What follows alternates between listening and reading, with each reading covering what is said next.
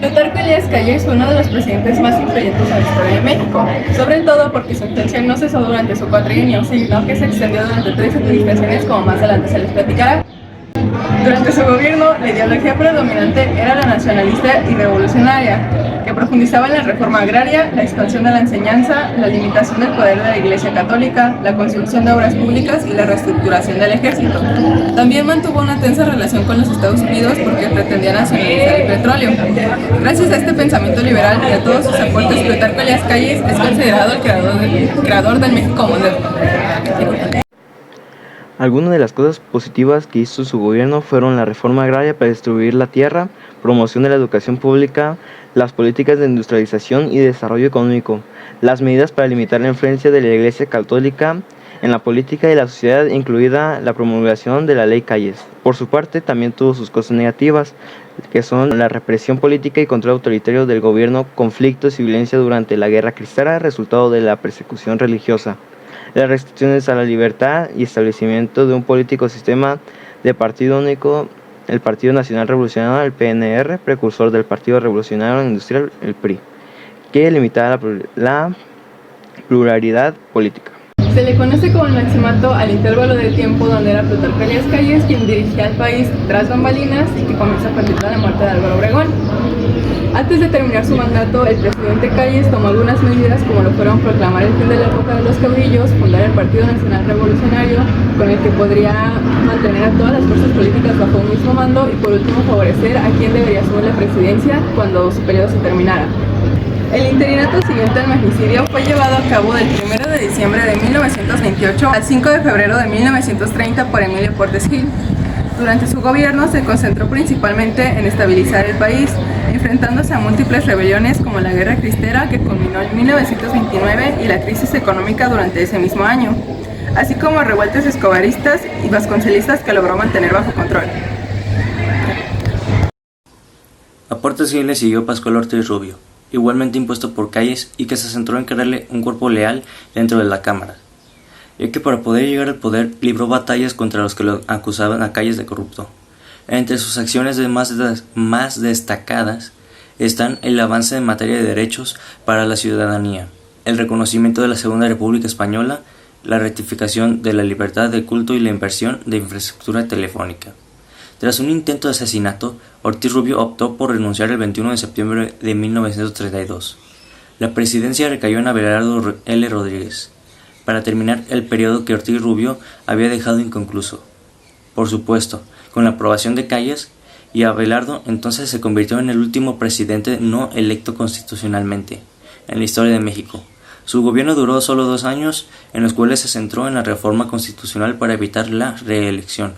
Enfrentó al movimiento obrero, y se avanzó en los proyectos de infraestructura y se realizaron reformas económicas como el establecimiento de salario mínimo.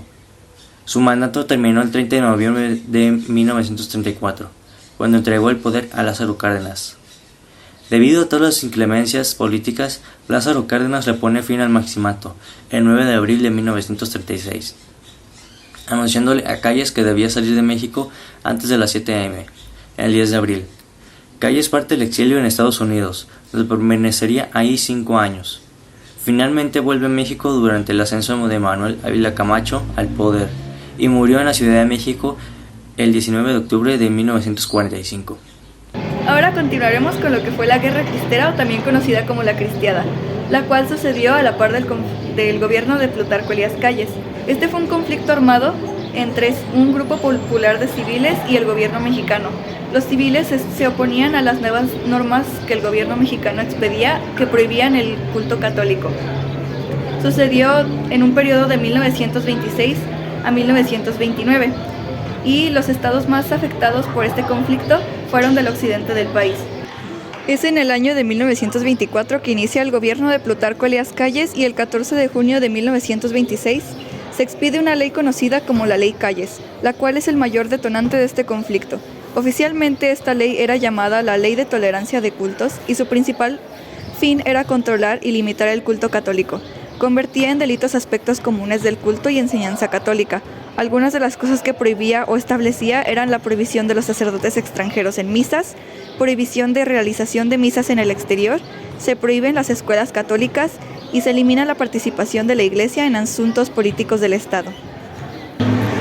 Aunque esta ley es la que da inicio al conflicto armado, esta fue solo la gota que derramó el vaso, pues los esfuerzos de la Iglesia por mantener los privilegios que habían tenido desde la época colonial se notaba desde las disputas que había entre liberales y conservadores. Estas disputas consistían en la formación de bandos basados en ideologías. Los liberales querían implementar ideologías progresistas, mientras que los conservadores defendían a toda costa el régimen centralista, con la religión católica como única e Iglesia manteniendo su poder. Durante este periodo, que fue desde 1821 que se consuma la independencia del país hasta 1854 que la dictadura del presidente Santa Anna termina, el país estuvo alternando entre régimen liberal y conservador. Lo cual nos lleva a nuestro siguiente antecedente, la Guerra de Reforma. En 1856 llega a la presidencia Miguel Lerdo de Tejada y se promulga la primera ley de reforma, la Ley Lerdo, que entre otras cosas declaraba la desamortización de los bienes del clero, lo cual claramente no le gustó a la Iglesia y da inicio a la Guerra de Reforma, una guerra que duró 3 años. Durante el periodo de esta guerra, Benito Juárez promulga las leyes de reforma que establecían la separación definitiva de la Iglesia y el Estado, la nacionalización de los bienes de la Iglesia, se crea el registro civil, entre otras medidas. Finalmente, las fuerzas conservadoras son derrotadas en el año de 1860 y se establece una república liberal, obligando a la Iglesia a aceptar el nuevo orden.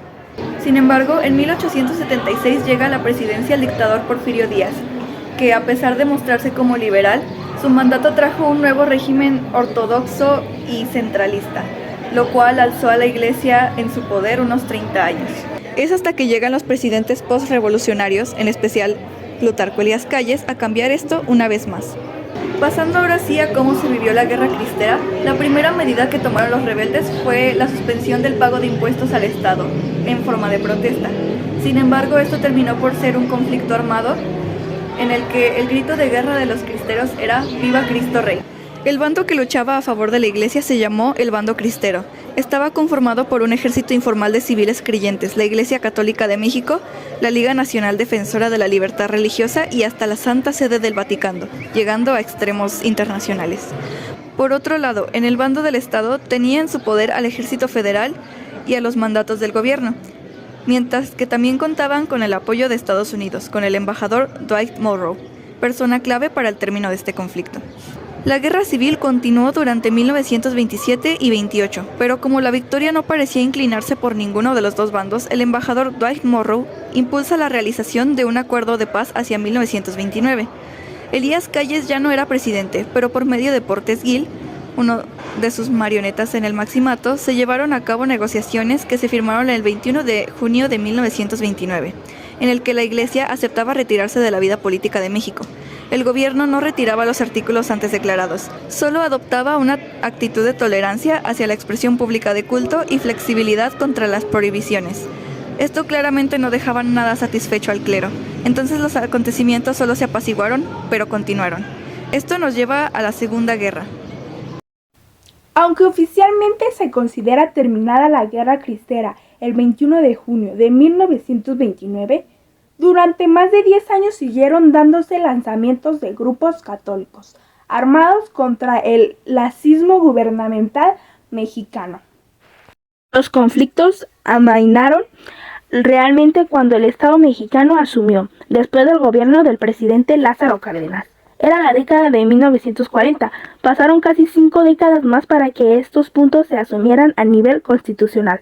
El detonante de esta Segunda Guerra Cristera fue la promulgación de la encíclica Acerba Animi del Papa Pío XI, donde hace un llamado a los católicos mexicanos para que se organizaran contra el gobierno tiránico a través de la movilización social pacífica.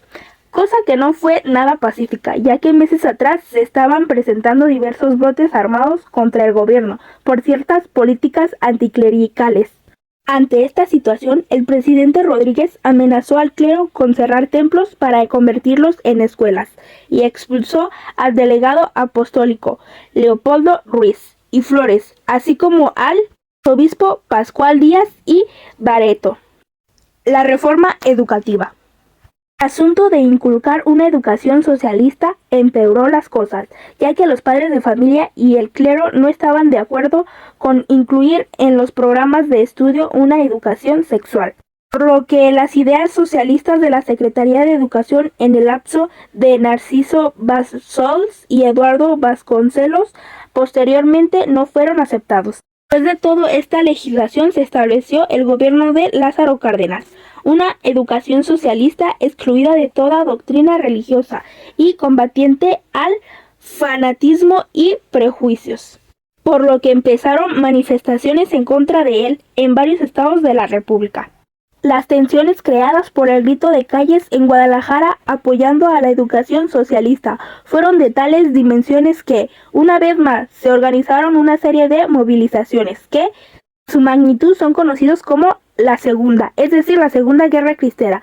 A pesar de todo esto, los años siguientes, los boletines parroquiales condenaron la educación que impartía el Estado, intentando los curas excomulgar a quienes mandaran a sus hijos a estudiar a escuelas del gobierno. El gobierno, por su parte, amenazó a los padres con la prisión si mandaban a sus hijos a escuelas católicas.